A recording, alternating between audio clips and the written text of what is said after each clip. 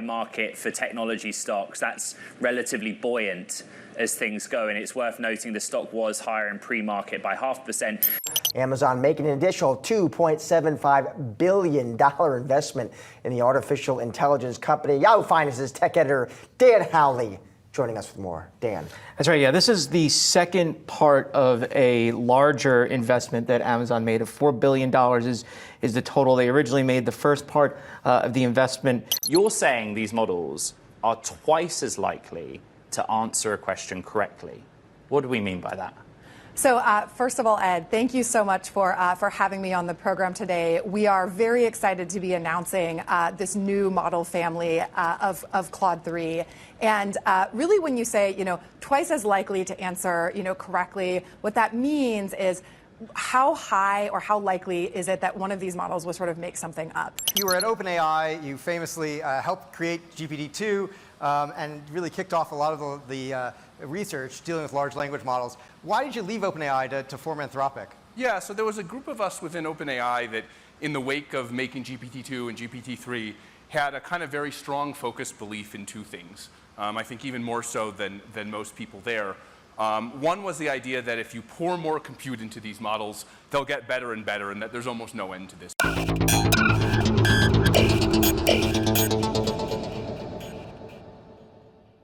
Look, I've thought hardly about OpenAI these past few days, and I really think that Claude from Anthropic has a real shot of taking over OpenAI. This might sound crazy, but just hear me out. I think OpenAI can be destroyed by Anthropic because of four main reasons, right?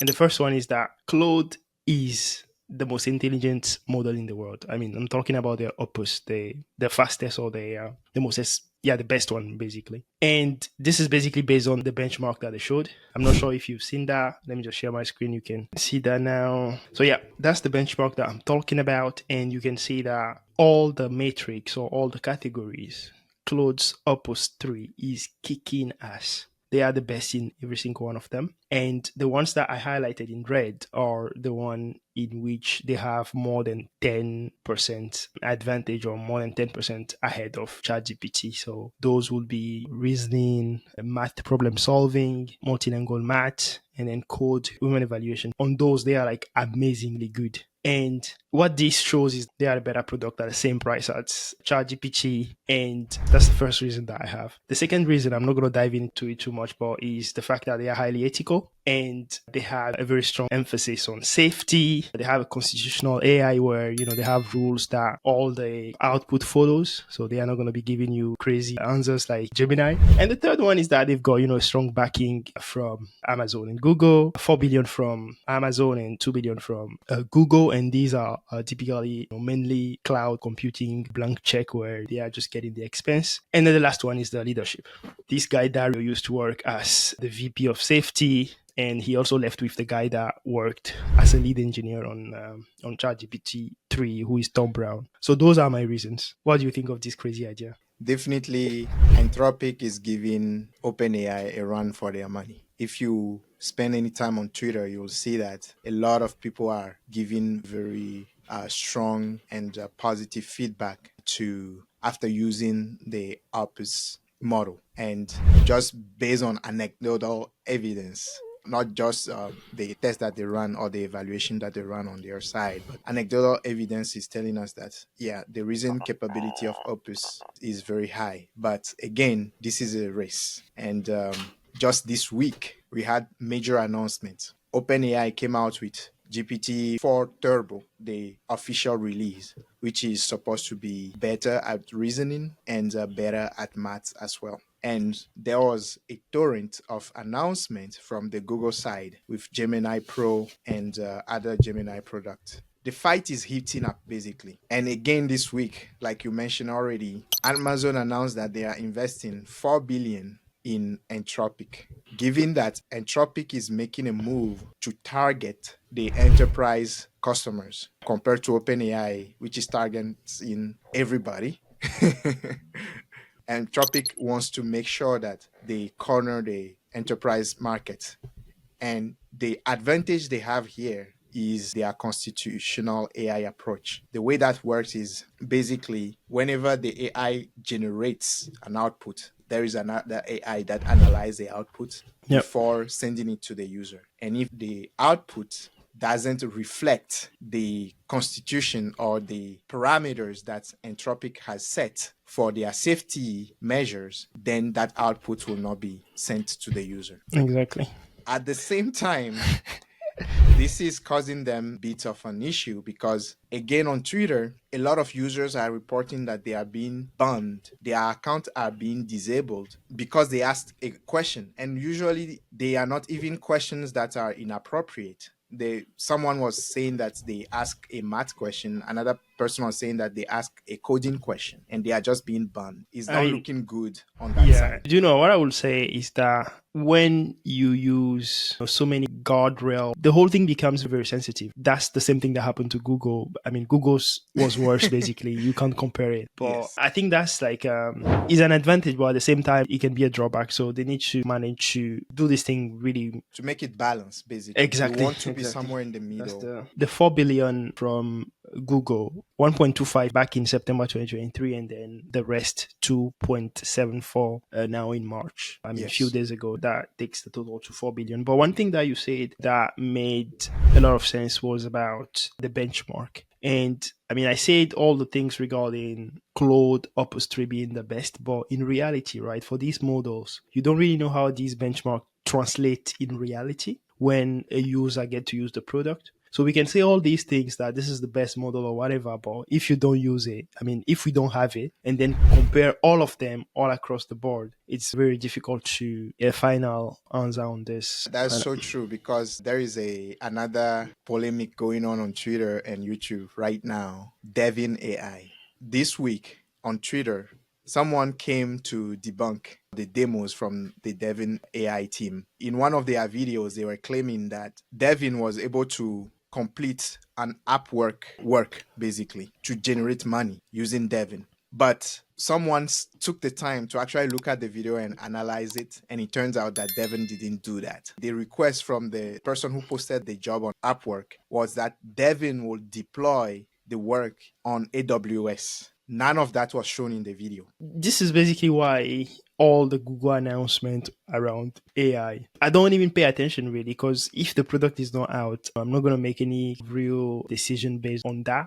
based on just the announcement, because these people, it seems like they're lying these days so much. I don't really know why, but they are just lying. These big companies are coming up with a lot of lies. But in terms of coming back to Claude again, some of the things that we needed to highlight as well is the fact that Claude is a little bit limited comparing to OpenAI. And Claude would say, or Anthropic will say, that Claude is multimodal, but in reality they are not. What they do now is heavily text-based. All the inputs, they can take text input, images input, but output-wise, they don't generate images like ChatGPT or ChatGPT-4. They can't take video input neither. So all the Sora thing that OpenAI is doing, they are not doing any of those. And there is also no function calling. So if you've used ChatGPT or OpenAI APIs about function calling, and they don't provide that either. Even Google is providing that right now. Even Google. And also the token limitation is actually a really, really good thing about, I mean, the context that they have behind their AI. I think they say 200,000 token versus ChatGPT-4, which is 32,000, like literally 3 times more. I think GPT-4 actually increased it to 128,000 context window right now for GPT-4 Turbo. So that's an improvement on the ChatGPT 4 side. But again, Opus is making it more difficult for them because they have a bigger context window. They can take a bigger context for answering questions and stuff like that. But at the same time, even though this is a war that is going to be a little bit bloody, right? Because Google is claiming 1 million context window. Exactly. I'm wondering what the response from OpenAI will be. But again, Claude is doing a lot here. They have to fix their auto ban and very sensitive. I know they are trying to play the AI safety side so that enterprise can use it. But at the same time, it makes it unusable if users are going to get banned. Again, this fight will continue. They are going to keep on training and keep on raising, but I think the safety bit, right? I think that's their main differentiator. I mean, beside the speed, right? The safety is their main differentiator regarding comparing them to OpenAI because their CEO used to work as a safety VP or director there. I'm just thinking, beside the safety with their constitutional AI, is there anything else that they can really use to differentiate themselves with OpenAI? I'm not too sure at the moment, really. It's hard to tell because although they are getting close to parity as far as the performance of the AI and the generation and context window and all that stuff, they still have a lot to catch up on. So that's why the investment from Amazon is going to play a big role here, because that's going to give them another access to more compute, and then they can really compete. But to be honest, I think Google is making like great strides right now. And I don't know if GPT-5 comes out and is actually better than anything else and keep on leading like they were, then it's going to be another discussion. Right now, from what I've seen from the Google demos, I think GPT-4 is still the most popular because it was the first. First mover advantage, yeah. Exactly. It's still very user-friendly as far as the developer experience. As a developer myself, It doesn't ban you. It doesn't generate ban you, right? crazy images neither. Exactly. Opus is good, but again, the Opus pricing is way higher than GPT-4. Isn't it the same? I mean, It's isn't not it the $20? No, I'm talking about the API. Oh, okay, gotcha. So the input token and versus the output token. For OpenAI, GPT-4 Turbo is $10 per million token for input and $30 per million token for output. While for Claude is $15 per million token for input. That's for the Opus, their best model. Yep. And 75 for output. That's very expensive. Very expensive. Exactly. Even if he's exponentially intelligent, the price is going to be a problem. Nah, but given that they are going after enterprise, maybe they have a chance. I don't think so. Do you know why? We talked about Grok not long ago, and Grok as well is going after some companies. Yeah. Exactly. And they are way cheaper. And beside that, they also provide, they can browse the internet like now. They don't have any limitation like ChatGPT or any the other generative AI. So they can browse the internet now. So basically, Grok is better than Claude. But you have to remember that Grok is more of a hardware play, right? Because if Claude allows Grok to have access to their model, then it's going to make it even cheaper. So a big company, maybe Amazon, Google, or Microsoft, one of them needs to buy Grok. Because if it doesn't happen as soon as possible, whoever will own Grok, I think Grok has like a very bright future. If this LLM hype continues, Grok is ultimately going to be the one that a lot of companies and people are going to navigate towards, because they have managed to find a way to reduce the price of token generation. Do you think that's going to make Chamat the next Jeff Bezos or something, like very rich? It's possible at this point. It's really possible because Chamat is going on, he's really like getting involved in that company now compared to before. But again, Anthropic has to make better moves here, and hopefully they get a chance to beat OpenAI, but it's going to be difficult because even Amazon, which is offering Anthropic on AWS, is not just offering Anthropic alone, it's also offering other open source models like the Llama models from Meta, Stable Diffusion, and other models, Mistral and all those guys. Competition is tight.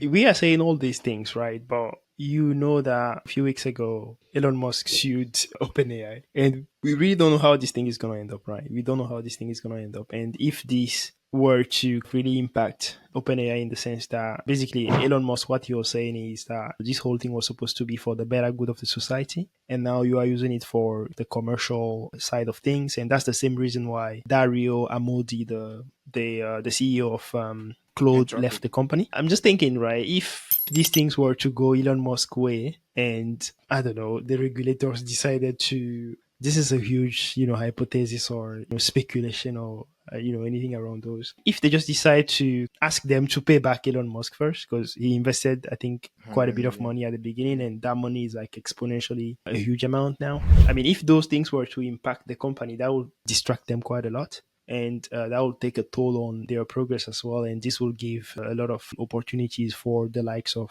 Grok and Anthropic to really take a stride and grow faster than them. That is a possibility, but as far as some of these big companies are involved, I'm not going to mention the name, but and you know why. I think they will be able to resolve it.